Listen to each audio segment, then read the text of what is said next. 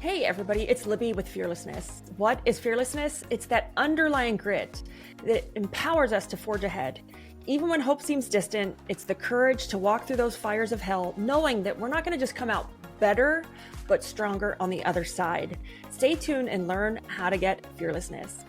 I'm your host, Libby DeLucien, and today our guest is the amazing Miss Kathy Merchant. Kathy, why don't you introduce yourself? Merchant. I own Calico Cleaning in South Haven, Michigan. We've been in business for about 15 years, and I'm also a certified business coach. Yes, me and Kathy, we know each other in many ways. We go way back. We're both CBF certified coaches for Debbie Sardone. Like Debbie said, she's a certified business coach. I think your jam is goal setting, right? That's what you really like to goal do. Setting and attaining goals and productivity, anything to do with productivity. So time management, using the GROW model as well as the SMART model and setting goals and reaching those goals. Awesome. And so Kathy, about your business, I think Kathy's business is somewhat unique, and my lawn care guys, if they're listening, they probably could relate to Kathy's business. Because I just don't know how, with lawn care and especially with you. So she is very big into vacation rentals, short-term rentals. And it's like, I thought it sucked here in Southwest Florida to have we're in our slow season right now. I see everybody like, I got 25 leads today. I'm like, you suck. No, because we're in our slow season. So we lose about a third of our population because in South Florida, we have snowbirds and they all migrate up north. But, they all Kathy come back to me. They all come back to Kathy. But, with short-term rentals, I look at it kind of like our lawn care guys. Like, I just can't even fathom for 3 months out of the year, I completely close my doors when it comes to lawn care. And so Kathy, I feel like you've had to learn how to work around that. We have. So we're very seasonal. We're right on the lake shore, so we're on Lake Michigan. South Haven is a tourist town, has been for over 150 years. It is the main industry there. So I used to, before I found CBF, I used to close my doors in the winter, like you were talking about. Okay, so you did close your doors. So we did, yeah. Up until 5-6 years ago, we would be closed in the winter. As of November 1st, it becomes a ghost town around here. So all of the stores downtown close. It's just, there's no one here after November 1st. A little bit, maybe traffic during the holidays, but not very much at all. So we would close in the winter, and I would actually go work at a hotel somewhere, cleaning or at the front desk until 5 years ago. And so we learned how to maneuver and how to grow other sides of our business so that we could keep some of our amazing employees working year round. That is the biggest struggle, is being able to hire 30 additional employees and get them up and trained and ready to go within a short time period, because you don't have any work until this coming weekend, Memorial Day weekend. And then all of a sudden you have 30 houses that need to be cleaned on a Saturday. So yeah. It's very hard to learn how to maneuver all that. So I've been doing it for 15 years. I've been cleaning vacation rentals since I was 18.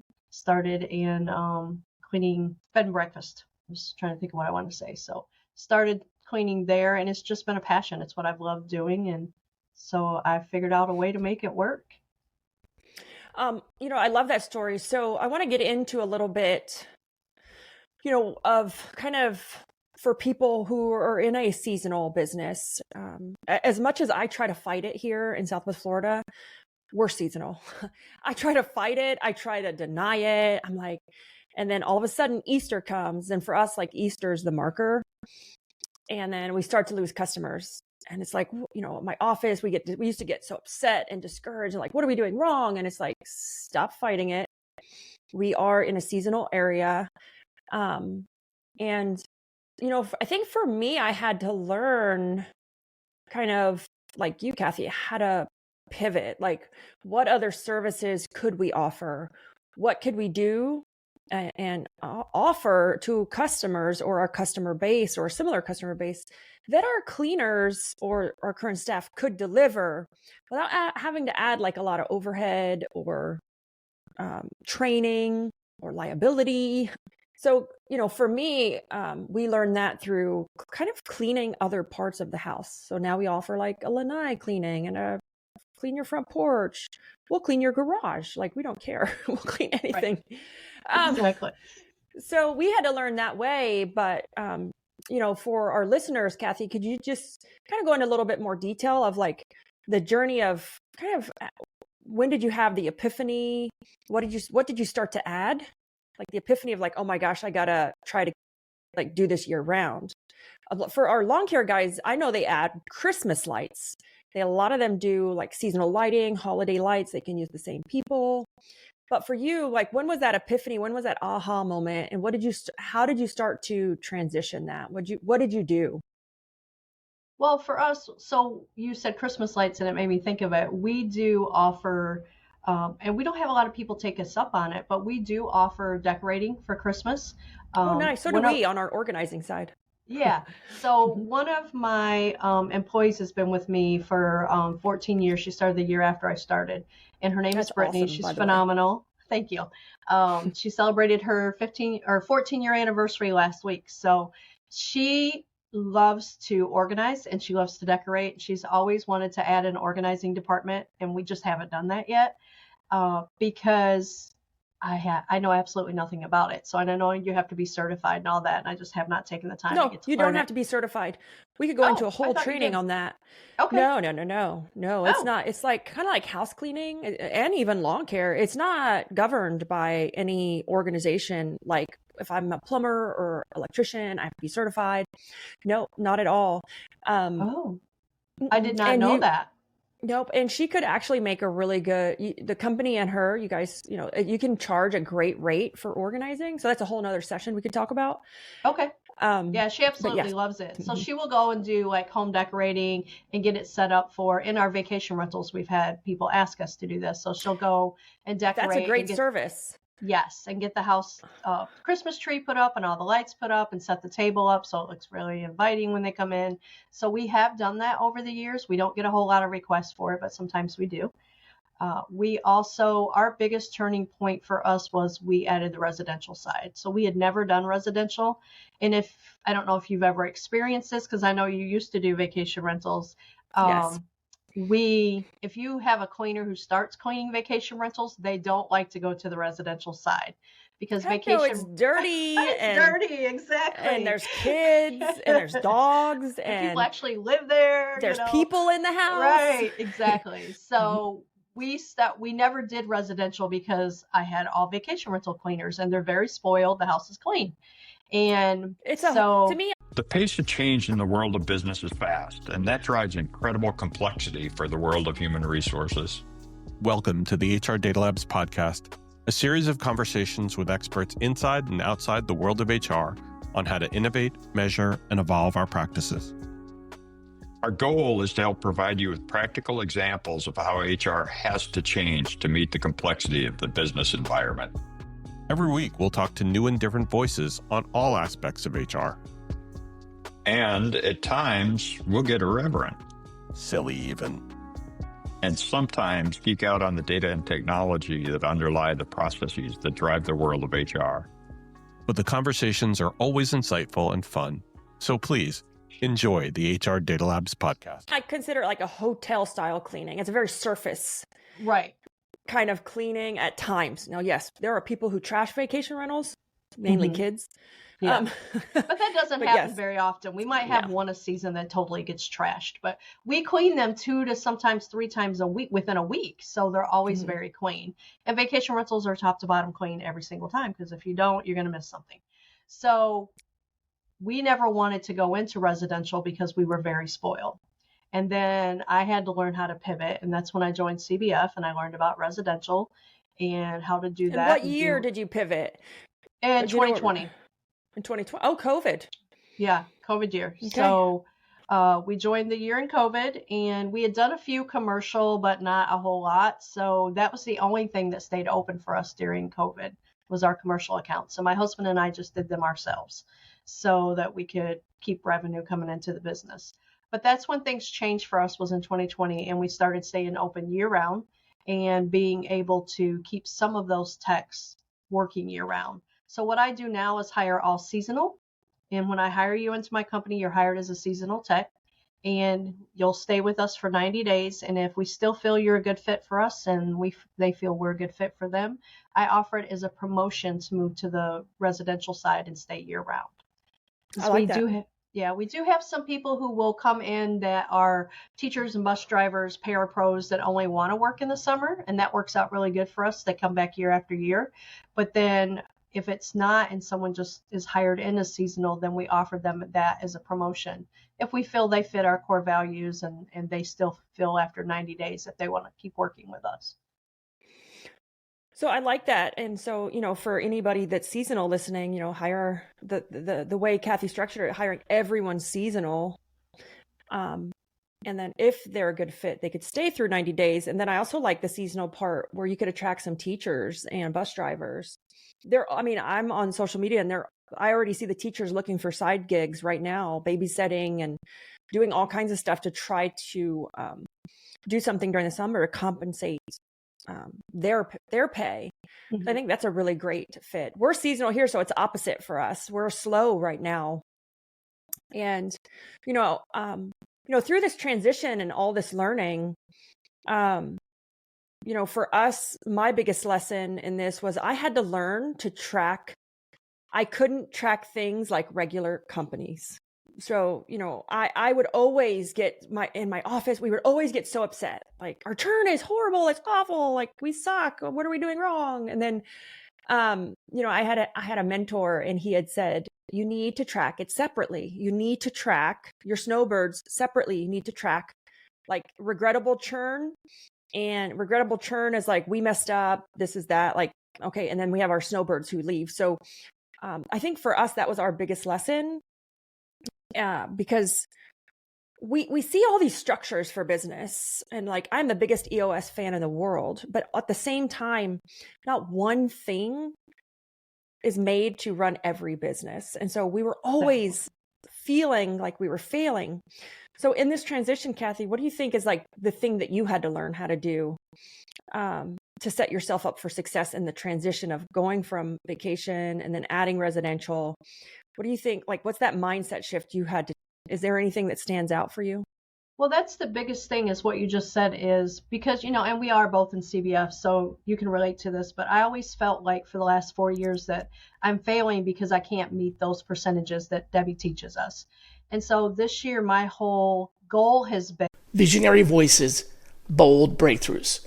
This is Shally's Alley, where top recruiting minds spill their best kept secrets live every Friday at 1 p.m. Eastern. Raw, unfiltered conversations on sourcing, hiring, and the future of talent, where we ask the tough questions no one else will. Tune in and level up. And let me back up. So going back to that, the reason being is in vacation rentals, you always have more leadership staff during the season than you're supposed to have to run your business altogether. So I'm always very high in my leadership team. So I never fit into those margins that I'm supposed to fit into. So I'm working very hard this year with Dan Plata to build out our profit and loss, and we're totally separating and having it in different classes. So we're tracking it. So I can truly look at the residential side only and say, yep, I'm within my numbers where I need to be. The vacation rentals over here and commercials over here. So we're totally separating it to be able to look at that, because I have for the last 4 years felt like I'm never going to get this right. I'm never going to fit within this percentage that I'm supposed to fit in because of my vacation rentals. And in the beginning, I felt like I just need to get rid of them. But that's 80, I would say probably 80 to 82%, if I have tracked it correctly, of my revenue for the entire year comes in that 5 months. And if I was to cut vacation rentals out, I would be like a baby startup company again, starting all over. And what would I do with all these amazing people that I've hired and have held on to, like Brittany, for the last 14 years? Like I've seriously considered not doing vacation rentals because it is such a seasonal business. And I don't know how we would survive otherwise. We would be starting over from scratch. And all the snowbirds, when they leave us, like you said, they go back to Florida, where it's a lot better in the wintertime than it is here with 12 foot of snow. But I don't know. That's probably been my biggest thing, is to not feel like a failure because I don't fit within someone's specific margins of where I should be. So I would love to talk about this topic even more. So like, Okay. again, I love structure. I love, like I said, EOS, and then Debbie taught us the margins. But I've recently come to this, I've had this like moment of like, who cares? Like, who cares? Like, I want to run my business the way I want to. And I love having like I said, structure and like buckets to fit into, because I think it's a great base. I think it's a great starting point. But I'm like, who cares? Like, I want to run my business the way I want to. And maybe I want to tweak it and modify certain things, because I'm with you. I'm always heavy on my office staff because I choose to be. And that's because, I don't want to be in the day-to-day. I don't want to be doing things with Organize It. So they're always over. And then I'm like, and I always felt bad. And I'm like, you know what? I don't care anymore. Yes, I know what it's supposed to be, but I'm choosing this because it's what makes me happy. And that makes perfect sense. You have a lot of other businesses that you run. I'm not in the day-to-day operations at all. I only do the finance side of things. And I had someone else who was doing the finance side of things, and it was a huge disaster. Mm-hmm. And I think we're going to talk about some of those in a little bit, but I don't think that I'll ever take my eye off of the finances again. I just don't feel like I would be comfortable doing that.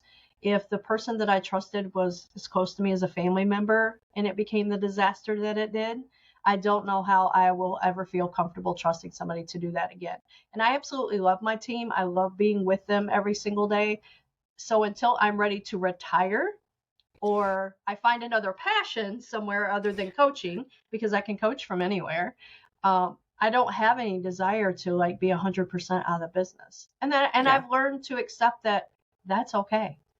Yeah, it really is okay. And all these people talk about, I want to be an absentee owner. I'm like, yes. I don't think you know what an absentee owner is. And I never want to be an absentee owner. An absentee owner in reality is like someone who sits on a board to their own company, who has really no idea what's going on, no say-so, like no involvement. That's an absentee owner. I think most people want to choose the way they work in their company. And because it looks different than what other people are telling us, that it makes them feel like they're not doing something right, or like, and I think just choose what you want to do, and what like even with the finances, what percentages do you want to be in? And I'm okay overspending in my office because I have other things to do. I have small children. And that's the choice I'm making. And the same thing with EOS. I'm an EOS fan, but we've modified EOS for our cleaning company and our software company, because EOS moves too fast. Software moves too fast for the EOS structure. So we've had to add, we added into it. We added sprints where they're like shorter bursts of time versus 90 days. And then with our cleaning company, we realized that EOS was, we modified it because I realized that integrator was just an expensive courier if you didn't have great leadership. But if you had great leadership, you could compress it and you didn't necessarily need the integrator. And I've learned that over time. And so we run modified versions in all of our companies, but I think everything is a great starting point, and then make it what you want. Like, don't judge yourself because you're not meeting certain markers. I think that's where a lot of us get into that bad mindset, and the negative mindset is because we're so busy comparing ourselves to everyone else. And I love EOS too. We run a very relaxed version of EOS in my company. I've studied it extensively. One of our clients in my cleaning business is actually an implementer of EOS, so she guides us quite often. But I haven't worked with an EOS implementer. I've just self-implemented myself and paid the $500 a month to be a self-implementer and learned it on my own last year. So we have a very condensed version of it. And I love the EOS structure, and I love that it fits within our cleaning business. But I also love that we can make it what we want. And I've just learned in the last year, I learned this actually from you, watching you and everything that you do. that opening this second office here in Holland, which is where I'm at right now, was a huge mistake. And I thought this was what I wanted. I wanted to be away from my team, be able to get things done, because when you are in the day-to-day, not in the day-to-day operations, but in the same offices they are, you hear all the chatter of the day-to-day operations that are going on, and it's very distracting. And I thought what I wanted was to have my own office space, to be able to not hear all the chatter and get more done. And talking with you at Live and learning how you've opened multiple locations and don't have them staffed, I was like, I just need to listen to Libby. This is what I need to do. So we're closing this office in 2 weeks.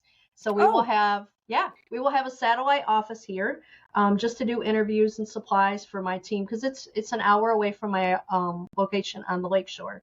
So we will have a satellite office here, but no one will man this office, and I will be back down there with the rest of my team, and we will be in a different office. It's a little bit bigger, but we've been in chaos the last probably 3 weeks, because the week after I decided to close this office, we found out our office that we have been in for going on 7 years now is up for sale.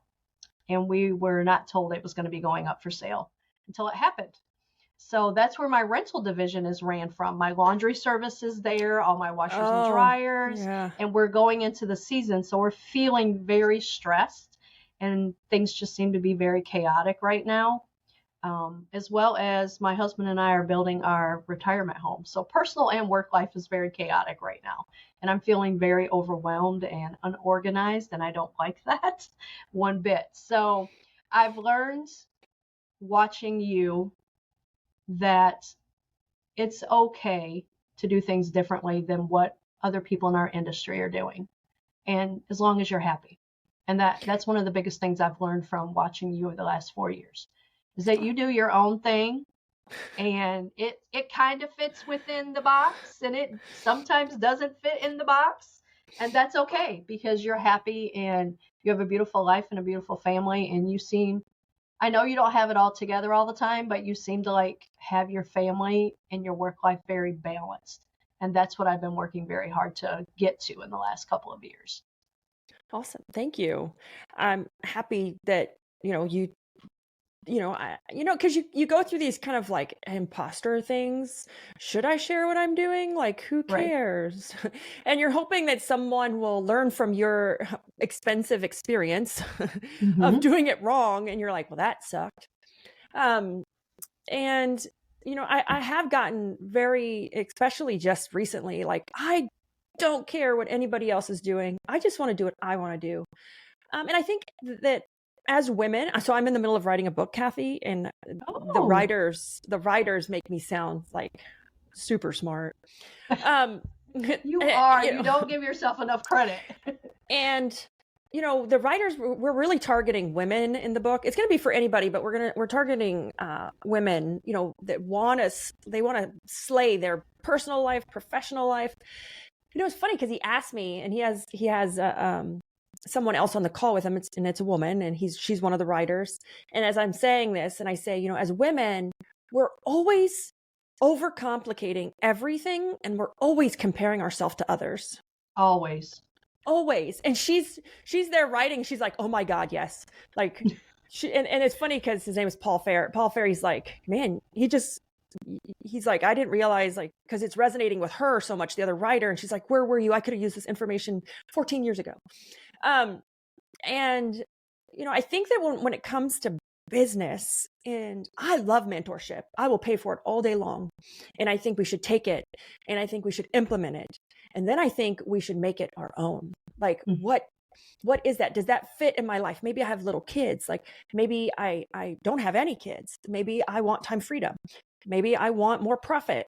And then we have the power to, after we've implemented it, to then make the modifications to fit in our life. I think people want to skip and just say, I want the life, but they don't want to implement it first to get things like organized and running well. And then we can make those modifications. But they want to just kind of push the skip button and say, well, why can't I have what so-and-so has? They're $1 million company now. But they don't realize, looking like that you got to first do the work, the small stuff, implement properly, and then you can make the modifications, because you got to go through that learning and create that foundation. Like CBF gave me such great foundation for the business, and now I can go try things. And if it doesn't work, I can be like, oh crap, like let's go back. Let's go back to the model. Let's go back to the base. Yeah. We're like, that wasn't great. But I've recently gotten to where I'm tired of people telling me how one, I'm supposed to look, or how my business is supposed to be ran, because I made a lot of mistakes. I just let go of some people because I was running one of the businesses the way I thought it was supposed to be ran. And then all of a sudden we were taking on customers who were not good fits because we were using a sales model. And I was like, this sucks. Like, I'm like, I don't want to do this. And then finally I looked at Chris and I said, I'm going to do it the way I want to. And it's been great, and your team appreciates it. It builds more culture. And when I finally announced to like my leadership team in this company, I said, I'm done listening to everybody else tell me how I'm supposed to do things. I'm going to just do them the way I want. They literally like started clapping. Yeah. Had this exact same thing happen. We had it was our quarterly meeting with my leadership team. And when we went through EOS, like we set, our 10-year goal, and I wanted to be a $10 million company with 5 locations. And I had it down to exactly how many employees we need to have, how many clients we need to have. And at our quarterly meeting, Brittany, the one that's been with me 14 years, she talked to me before the meeting because she didn't want to blindside me. But she said, I am never going to be who you are in CBF. I'm never going to be that person that wants to be up on stage.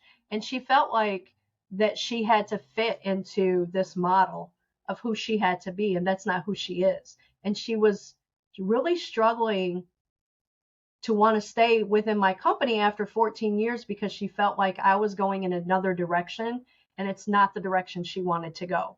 And when something happens to me, my business is ultimately going to her. My children don't want anything to do with it. She's been with me this whole entire time. She's helped me grow it from the trunk of my car to what it is today. And she was just feeling very much like she had to be like me to be able to run the company and keep it successful, or she was letting me down. And I told them at my quarterly meeting, I told her, I said, first of all, I never expect you to stand on that stage at CBF and speak in front of people or do anything that makes you uncomfortable. That's me. That's not you. And this company has thrived because you are running it your way. But her biggest fear has always been that she would let me down. And so we had to get past that. And then at the quarterly meeting, I told my team, I don't want to be a $10 million company. I don't want 5 locations. Like, opening this location was a huge mistake. I let my ego get in the way.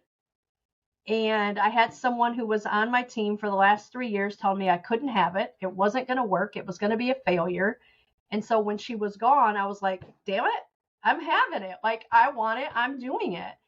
And it was a huge mistake. And I've realized now that the reason it was a mistake was because I thought I wanted something I didn't want, because everybody was telling me this is the way it should be. This is what you need to do. This is how you get there. And I finally made up my mind that I don't want a $10 million company. I don't want 5 locations. I will be happy at 2.5, 3 million and be happy with that. And that's okay.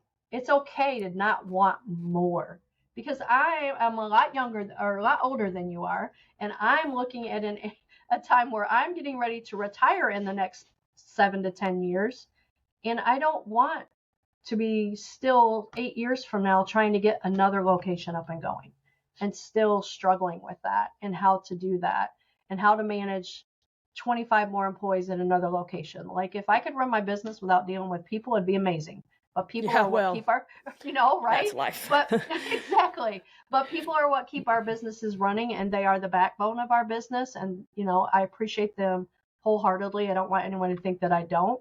But I just don't have the desire to do that anymore. And I'm finally okay with, you don't have to do that just because everybody else wants that. And that is so powerful for anybody listening.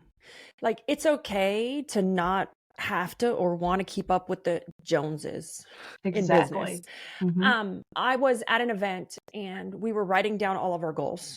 Like, and it's always, I don't understand why it's always a revenue goal. Like, stop.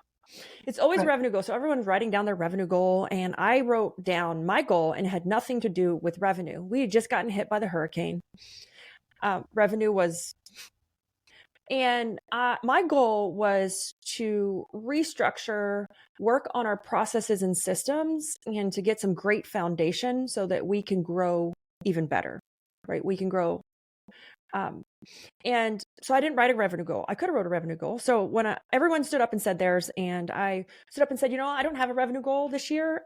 My goal is profitability and processes and systems. And, after everyone continued on after that night later at the bar, someone came up to me and they said, Libby, I just want to thank you because I had written a number down and I crossed it off because everybody else said a larger revenue goal. And I didn't want to seem like the small person. I didn't want to seem like I wasn't keeping up with them. And when you stood up and said you didn't have a revenue goal, that you were focused on what you wanted to do, and you stood up and said it out loud, and you didn't care what anyone else said. She was like, thank you, because I got intimidated by everybody else, and I inflated my goal, and it's not what I want. And it wasn't feasible for her. It wasn't reality for her at that point in time. No, and then when she sets it and she doesn't reach it, she then feels bad about herself. Right. Exactly. When I told my team I didn't want to be a $10 million company anymore, you could just see the stress took off them. And two of them said, we are so glad that you finally said that out loud, because you have no idea how much pressure that puts on us to try to build a company in 10 years to 10 million when we're only at 1 million. Like, that's 9 million to go. And it took us 15 years to get to 1. And you're trying to get to 10 in 10 more years. And I never thought about it that way. But everybody around me, that's what they wanted. That's what they were doing. Yeah. And I think that it's so powerful because sometimes we don't know what we want in life. Like if you're just starting out, for our listeners, like if you're just starting out or you're a little confused, or a lot of people that I talk to are confused with managing that energy between business and life and what they want and purpose. And, it's okay to to not really know what those goals are. But I think it's even more powerful, Kathy, and you said it just a minute ago, is to know what you don't want. Exactly. And I've been around enough people in the last couple of years to know, what? I don't want a single location that's $5 million. I've seen it. It's a churn machine. I'm like, it's constant chaos. I'm like, I don't know if I want that. I don't want that. Like, and so I think it's even more powerful. So if you don't know what you want and you don't know what goal to set right now, that's okay. But then think about it from the other side. What do you not want? And start there. So I love this topic. And as far as, with opening or deciding to open another location and going back, like thinking about it again. And what would you say that well, I guess you said what your biggest learning lesson is to not, compare yourself to others. Yeah, that was my biggest thing. I mean, I thought that, and we're growing, like our residential side, because we do live on the lake shore and it does close down to like a ghost town November 1st. I chose to focus growing an hour away from our current location, where it's a bigger city, and there's, factories and hospitals and all the metropolitan stuff here that will keep our residential side growing. And it is growing. It's growing very well. Like I would say 85% of our leads coming in are from this location. And that's nice. Okay. But learning from you, what I learned, the biggest takeaway I learned from watching you is that you don't have to have a big fancy office, and it doesn't have to be manned at all. And that takes so much off your plate, not only from a profitability side, but just realizing I don't have to stretch myself into 2 locations, because I felt like when I'm up here, everything down there was going to fall apart, and it has not. Like I have 2 people that run that office that are just amazing. Brittany's been with me 14 years. Marsha's been here 4 years. She has 15 years of sales and customer service background. Like, she is phenomenal. She is really growing our residential side, but she's handling everything from this location and that location. Like, she can do it. And that's what I didn't understand. Like, when I came up here and I opened this office, I got a big, beautiful office with 4 offices, a conference room, an entryway. And I was like, yes, this is going to be where we grow. We'll grow into it. I know I'm hiring 3 additional people, but it's an investment. And then I just realized, and that was and it truly was from talking to you at live when I talked to you about the different locations, was you're doing it all wrong. Like, you don't have to stretch yourself so thin, because I feel like I'm pulled between both locations. And like, if I'm not there, they don't have my support. But if I'm up here, I'm not growing this like I should be. Truly, this is just an office that I'm just quiet. It's just me. There's no one else up here. I've sent them all back to South Haven because it's the rental season and they need the extra help there. So my 2 extra people that were up here with me, that was going to be the office manager for this area and my commercial division manager, are all back in the South Haven office. These offices are not being used at all. But I signed a 3-year lease. So that was a mistake. So hence why I got it cheaper a month by signing a 3-year lease. But so that's why we decided to stay within this building, just downsize. It's literally around the corner from where we are now, a 1-room office that my cleaners who live here in this area can come and restock their supplies. And I have a professional place to do interviews for this area as well. So yeah. So we're going to do that June 1st. We're moving in 2 weeks. Awesome. You know, I think with running, so WootRecruit is 100% virtual team. And growing that has taught me so much. And then being in the software space, because I'm in a software like mentor group, being in that software space is really interesting to see how these companies, these giant companies, can grow with virtual offices. And I think that, you know, we kind of just have to think differently about the way we do things. You know, COVID changed everything about remote, and people want remote. And even my cleaning technicians, they love the freedom of not having to come to the office all the time. They just want to get their stuff and go home to their kids. Right.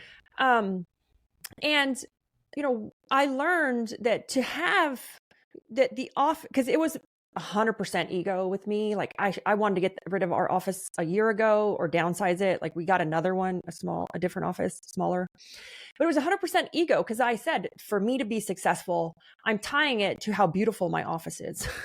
Exactly. And I'm like, well, that's it stupid. Ego driven all the way. Like, I could be doing so much with that money, whether it's give people raises, do more incentives, more employee engagement.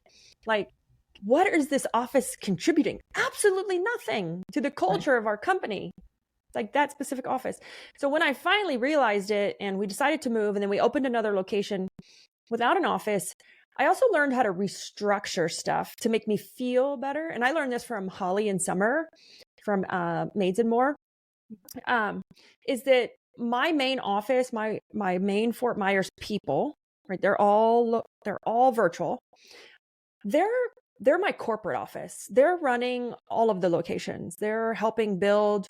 That way I don't feel like I have to separate myself from this location to that location. And when they become at capacity, then we're going to hire people under them, but it's all going to be held within corporate. So I'm only managing one set of locations, one people, because we're managing corporate. Right. And that really helped me with really understanding, like, I don't need a whole nother team. I don't need a whole set of people. It's the most profitable way to do it until you get to a certain size. Then you might need to. And then we built out a position for each location, a technician to help support that location. And so it's a very particular type of person that we need. And I got the help of that from Dawn Facilla. She used to be in CBF. She's from Maryland. And, she really helped me build out that avatar because she's a WootRecruit customer and we helped her find that person and what did she want? And after we kind of laid that all out, I said, oh, this is what I want. Because she did it in Sarasota. She opened another location in Sarasota. No office. Like just a little, I don't even think she has anything, like not even a storage room. Yeah. And, it was just an interesting process to go through with her because I was going through it with myself, and to just say, I'm going to do this on my own terms and my own way, and we're going to see how it works. And I don't think there's ever, Kathy, like one right way to like do things. I love trying stuff because I think businesses are like people, and it's like, everybody's just a tad bit different. Well, and that's what is so great about our community, because we all can then learn from each other, because we're not all doing it exactly the same exact way. And we all have different verticals to our business. You have, the software business, you have the recruiting business, as well as your cleaning and organize it business. And we all learn so much from you, as well as everybody else in our community that are doing things a little different than the others. Yeah, I think everyone just adds their own flair to it. Yeah. Yes. And that's what I love about it. Yes, we all own cleaning businesses and CBF, but we do them a little bit differently. And you got to find your right tribe within your community to be able to feel like you're not failing because you're not fitting into the box exactly the way it's supposed to be. Yeah. And I'm one of those business owners that like, I don't want to be in a box. Right. Don't put me in a box. That's why we became business owners. We didn't want to work for someone else and be in a box all day long. No. And for our listeners who may not know what CBF is that we keep referring to, it's Debbie Sardone's Cleaning Business Fundamentals. And so if you are a cleaning business owner and you're interested in, just learning more and really taking your cleaning business to the next level, if you're struggling with systems and processes, and that is a great program to help build your company to $1 million cleaning company. I cannot recommend it enough. So Kathy, all of this being said, what is the thing that you're just most proud of when it comes to your business or your life? For my business, I would say what I'm most proud of is the leadership team that I have built, because they build the rest of the company. So I'm very proud of my company, even though in some people's eyes would be still considered very small, because we are just $1 million company after 15 years. But I chose to also take a couple of years off and not grow revenue numbers and just grow our foundation, because we were very broken, and having that vacation rental vertical in there made us even seem more broken than we were. So I'm very proud of the leadership team that I have, and that I truly can step away from my business for 3-4 days a week, take a 2-week vacation. I mean, 2 years ago, I was gone for 14 days with my husband for our 5-year anniversary, and didn't check in with them at all. So, and it ran smoothly. It actually grew. So I'm very proud of my leadership team. In my personal life, I would say I'm just most proud of my grandkids. So spending time with them. My kids have done very well and are doing very well in life. And so I'm very proud of them. Kathy, you should be super proud of yourself for not giving in and just getting rid of those vacation rentals. Right. Yeah. So I commend you for that, because, that takes a lot of courage to go against like what some of our industry friends say or the negativity that vacation rentals get. And instead you're leaning into it instead of saying, oh, I'm going to be like everybody else and, not do them or cut them back. Right. As you know, as with vacation rentals, I tried that whole cutting them back thing when I first joined CBF. And when I was working with Jeannie Henderson as my coach, she's like, well, just double your rates and half of them will go away. And they did it. Like only 5 dropped off that first year. And so I was like, oh, let's try this again. So I raised them up again. And that's when I went to my $100 per bedroom was my starting point. And we still have it awesome, and we still continue to grow. And so I love that. $100 per bedroom. Yeah, that's an easy way to quote. Yeah, I start with that, and then I just add on, for our inspectors and our grounds team, and we provide all the linens for our vacation rentals. And so I made that huge investment last year, spent $45,000 to buy all the linens for all of our properties that we take care of and clean. But it made us much more efficient. It helped me on the recruiting side because I didn't have to hire 18 more people that like we normally would do. We had 18 less last year by being able to just clean and bring the laundry back to our office and do it in-house. And yeah, we had it's tried so much faster.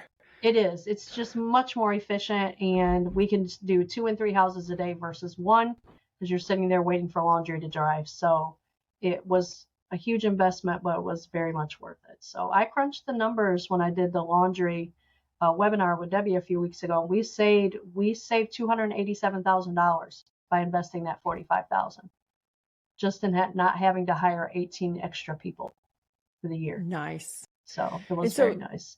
Through this journey that you've learned, right? You've learned a lot in the last few years. You've grown as a person and as a business owner.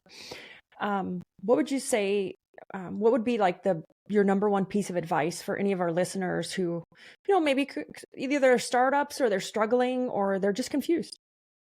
My biggest piece of advice for anybody is don't chase the shiny objects, because I was very bad at that. And I added a lot more of subscriptions and bigger CRMs because everybody else was doing it and it was the latest and greatest thing. And so my biggest piece of advice is keep it simple, because I went back to simple. Simple and easy. Just because your brain can understand it as an entrepreneur doesn't mean that your team can. They're not business-minded, driven people. And that's not saying anything bad about them at all, but we're entrepreneurs for a reason. And we tend to think that because the newest and shiniest object is going to give us more reporting or, whatever the scenario might be, you have to keep it simple. Keep it simple for your team because that's where they grow. If you're trying to complicate things, then they can't focus on growing your company. They're just trying to learn new systems all the time. So my biggest piece of advice is just keep it simple. I love that. Until it doesn't work anymore. And then you got to try something different. But if it's working, don't fix what's not broken.